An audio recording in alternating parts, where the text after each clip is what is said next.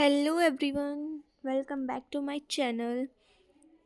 तो आज हम पढ़ेंगे कि मगध क्यों राइज हुआ। तो सबसे पहले मैं आपको बता देती हूँ कि मेरा जो चैनल है वो बिल्कुल कॉलेज स्टूडेंट्स के लिए है और हम सब की हिस्ट्री के क्वेश्चन पेपर में ये क्वेश्चन हमेशा आता है कि वाई मगध राइज, कि आउट ऑफ 16 महाजनपद ये मगध ही राइज क्यों किया। आखिर ऐसा क्या था इस मगध के पास में जो सिर्फ ये ही राइज हुआ।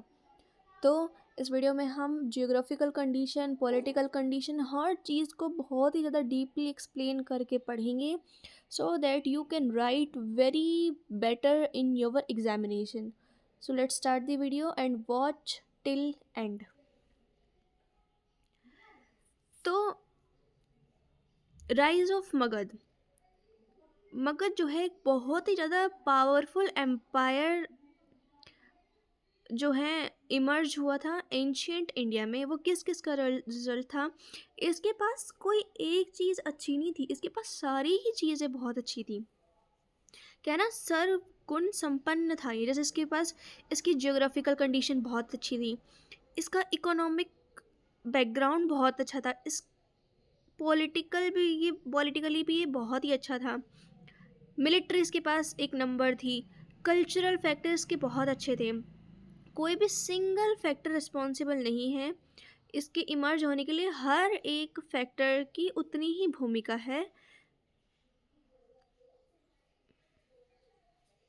तो जियोग्राफिकल क्या कॉज थे कि, तो जियोग्राफिकल भी तो कुछ होता है ना। जब जियोग्राफिकल चीज़ें ठीक होंगी तभी तो जो है इकोनॉमिक चीज़ें भी अच्छी होंगी। तो मगध जो है वो एक बहुत ही एडवांटेजियस पोजीशन जो है ऑक्यूपाई करता है। गंगेटिक प्लेन यानी कि जो गंगा का जो प्लेन है उसकी फर्टाइल लैंड के बिल्कुल मिडिल में इसने अपनी पोजीशन रखी। यानी कि इसकी किस्मत इतनी अच्छी थी मगध की। मगध की तो क्या ही, मगध में जो रहने वाले लोग थे, इतनी अच्छी किस्मत कि बिल्कुल मिडिल गंगेटिक प्लेन मिला उन्हें जो सबसे ज़्यादा फर्टाइल था। तो ये उनके लिए एक बहुत ही ज़्यादा एडवांटेजियस पोजीशन थी। जो वहाँ का रीजन था, जो वहाँ की जो सॉयल थी वो एलुवियल सॉयल थी, जिसकी वजह से वहाँ पे एब्यूडेंट एग्रीकल्चर प्रोडक्शन हुआ। एब्यूडेंट मतलब बिल्कुल बहुत सारा, और सरप्लस रिवेन्यू आया वहाँ से बहुत सारा। सरप्लस रिवेन्यू मतलब जितनी ज़्यादा प्रोडक्शन उतनी ज़्यादा पैसे। द प्रेजेंस और जियोग्राफिकल कंडीशन में एक चीज़ तो क्या हुई कि इसके पास कौन सी सॉयल थी, एलुवियल सॉयल, जिसने इसकी प्रोडक्शन में हेल्प की। दूसरी बात ये थी कि इसके पास तीन तीन नदियाँ थी, गंगा, सोन और गंडक। पुनपुन भी जो थी ये नेचुरल डिफेंस प्रोवाइड करते थे। किसको? मगध को। ट्रेड और कम्युनिकेशन अच्छा हुआ। वाटर ट्रेड होता था उस टाइम पे। तीन तीन नदियाँ इसके पास थी तो ट्रेड क्या हुआ, बहुत अच्छा हो गया, जिसने ट्रेड को इमर्ज होने में जो है हेल्प की। इसकी कैपिटल पहले थी राजगृह, बाद में हुई पाटलिपुत्र। ये भी बड़ी स्ट्रेटेजिकली लोकेटेड थी। यानी कि एज इन इसने अपनी जो है कैपिटल कुछ भी उठा के बना दी, नहीं। राजगृह जो थी वो हिल्स यानी कि पहाड़ियों से घिरी हुई थी। अपने आप ही वो फोर्टिफाइड थी, यानी कि उसे घेराबंदी की ज़रूरत नहीं थी। अपने आप ही वो जो पहाड़ियों से घिरी हुई थी, इसीलिए उसके पास नेचुरली फोर्टिफाइड थी वो। जबकि जो पाटलिपुत्र जो उसकी बाद में जाके क्या बनी, कैपिटल बनी, वो कॉन्फ्लुएंस ऑफ रिवर यानी कि जहाँ पे बहुत सारी रिवर आके मीट करती हो। तो जहाँ पे बहुत सारी रिवर होंगी वहाँ बहुत ही अच्छा ट्रेड होगा, क्योंकि ट्रेडिंग सिस्टम बहुत अच्छा हो जाएगा वहाँ पे। ट्रेडिंग सिस्टम अच्छा कैसे होगा, क्योंकि वाटर रूट है वहाँ पे। तो इसीलिए जो है वो बहुत ही अच्छा एक मेजर पॉलिटिकल और कमर्शियल जो है रूट बहुत अच्छा बना। और इसी वजह से उन्होंने ये पाटलिपुत्र को अपनी जो है कैपिटल के रूप में चुना, क्योंकि पाटलिपुत्र के पास कॉन्फ्लुएंस ऑफ रिवर था और राजगृह के पास जो है नेचुरली फोर्टिफाइड प्लेस था। अब इकोनॉमिक क्या कॉजेज थे। फर्टाइल लैंड थी मगध की, जिसने एग्रीकल्चर को जो है सरप्लस प्रोडक्टिविटी प्रोवाइड की, जिसने रॉयल ट्रेजरी यानी कि ट्रेजरी का मतलब होता है कि जो राजकोष है, यानी कि जो राजशाही का जो कोश है, कोश इन द सेंस जो राज खाना है उसको स्ट्रेंथन कर दिया, यानी कि इतना भरमार होगी वहाँ पे हर चीज़ों की, इतनी भरमार होगी वहाँ पे हर चीज़ की। तो उसने जो है इकोनॉमिक जो चीज़ है उसको बहुत ज़्यादा वाइड तरीके से हेल्प की। अब एक रीज़न था छोटा नागपुर प्लेट्यू, उसके पास इतना आयरन ओर जिसने हेल्प की एग्रीकल्चरल टूल। एक मतलब उस टाइम पे मगध के पास सबसे अच्छे एग्रीकल्चरल टूल्स थे। क्यों थे? क्योंकि उनके पास रिच आयरन और प्लेट्यू था जिसकी हेल्प से वो टूल्स बनाते और वेपन्स बनाते थे। मगध ने जो है इम्पॉर्टेंट ट्रेड रूट्स जो है कनेक्ट कर रखे थे ईस्टर्न इंडिया से with the north and north west. इनके पास रिवर थी, गंगा, सोन, ये 2-3 रिवर थी इनके पास, जिसने इनकी जो वेल्थ है यानी कि जो जितनी भी इनके पास प्रॉस्पेरिटी है, पैसा है, समृद्धि है, सब पूरा का पूरा इन्होंने ट्रेड पे अपने कंट्रोल कर लिया और अपना पूरा पैसा छापना शुरू कर दिया। मिलिट्री या कोजेस रहे इनके पास में, तो availability of iron allowed Magadh to manufacture. अब ज़्यादा आयरन, इतना लोहा, इससे हमें क्या, इन्होंने टूल्स बनाए, अपने वेपन्स बनाए, आर्मीज़ को दिए। तो अब जब इसकी आर्मी के पास इतने अच्छे टूल्स, तो इसने क्या किया, अपना जो है सारे के सारे महाजनपद पे जो है इसका दबदबा हो गया कि भाई उनकी आर्मी के पास बहुत अच्छे रूल्स हैं, सॉरी बहुत अच्छे वेपन्स हैं, तो भाई थोड़ा बच के। अब इसके आसपास था डेंस फॉरेस्ट। इसने सबसे पहले गज सेना बनाई। गज सेना इन द सेंस एलिफेंट की जो सेना हुई, यानी कि इसकी सेना में सबसे पहले हाथियों को दाखिल किया गया। अभी हाथी कहाँ से आए? क्योंकि इसके चारों ओर क्या था, डेंस फॉरेस्ट था, जिसने इसको क्या दिया, हाथी दिए, अच्छी सी वुड दी।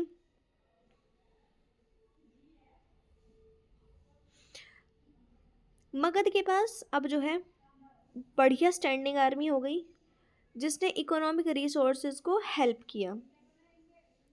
पॉलिटिकल कॉज क्या हुए? अब मगध जो है भाई साहब उसके पास इतने अच्छे रूलर्स, बिंबिसार, अजातशत्रु, महापद्म नंदन, चंद्रगुप्त मौर्य, अशोक, इन रूलर्स की जो पॉलिसी थी ना, जितनी भी इन्होंने पॉलिसी यूज़ की भाई साहब, इन्होंने मतलब पूरा अपना जो है पूरा दिमाग लगा दिया मगध को प्रॉस्पीरियस बनाने में।